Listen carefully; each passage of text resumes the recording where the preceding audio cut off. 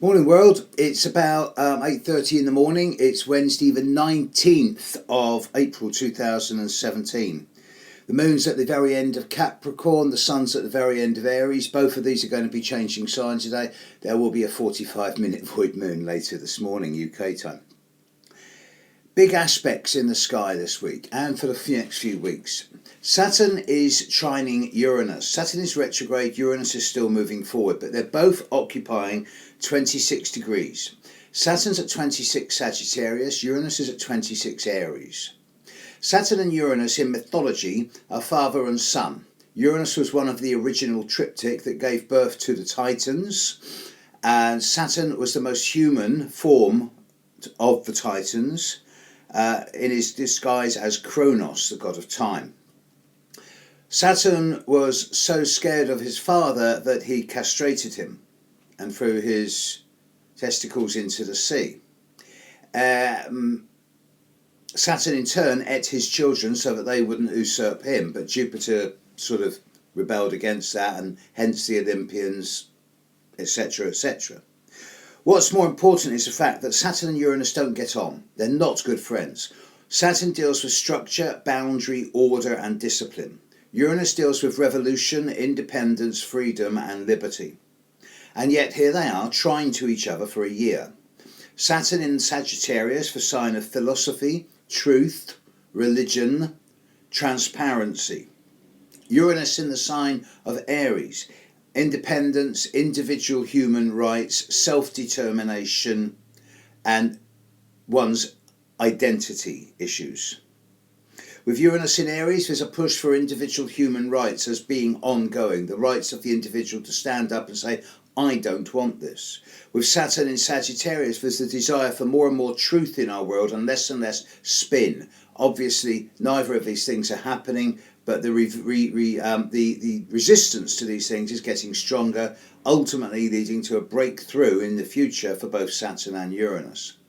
This aspect of Saturn trine Uranus has been going on since January of this year and will continue basically until October, November of this year. It's a long-term transit. Now, Mercury is retrograde. Mercury is about to leave Taurus. It will leave Taurus in 36 hours' time and retrograde back into Aries, at which point it will start slowing down.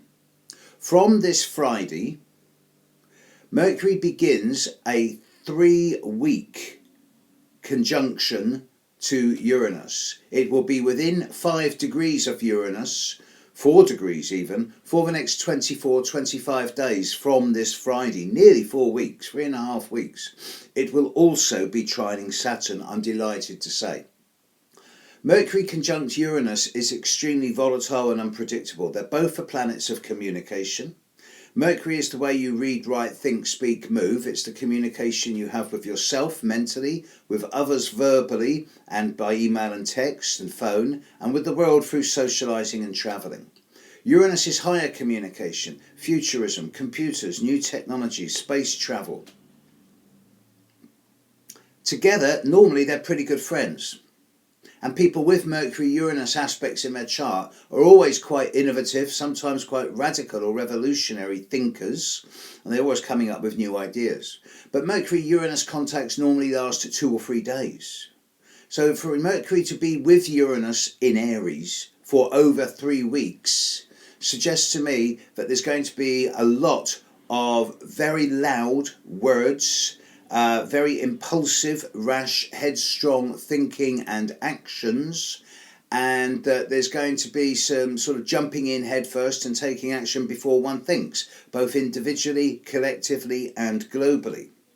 Fortunately, Mercury is also trining Saturn, so sane heads will prevail in most cases.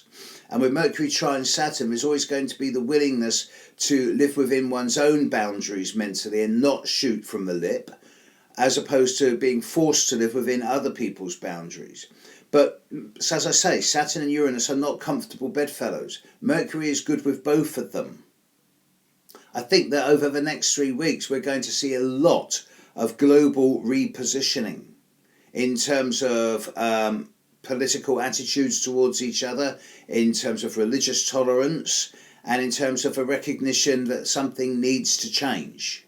How this will work out with regard to the British general election, to the North Korea issue, remains to be seen, and let alone the ongoing squabbles in the Middle East. Hopefully it will lead to a greater degree of religious tolerance, although I'm not holding my breath on that, and hopefully it will also lead to some new, more innovative, futuristic 21st century's ways of dealing with the world's problems, as opposed to the sort of retrograde 18th century attitudes that we're still dealing with.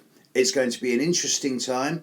For me, it's a mixture of both trepidation and anticipation, hope, and a little bit of, oh my God, what are we getting into? It's going to particularly affect those Cancerians, Capricorns, and particularly Aries and Librans born from the 14th of their month on 15th of their month onwards, and to a lesser extent those Geminis and Sag also born from the 14th, 15 onwards. It's probably the most exciting, stimulating time of the year. It's not the most scary, but it is going to be interesting, and the world's going to be a different place in 3 to 4 weeks' time, and I'm kind of looking forward to all this. There you go, world, my take on Mercury conjunct Uranus with a trine Saturn in the background holding it together. Speak to you soon. Bye.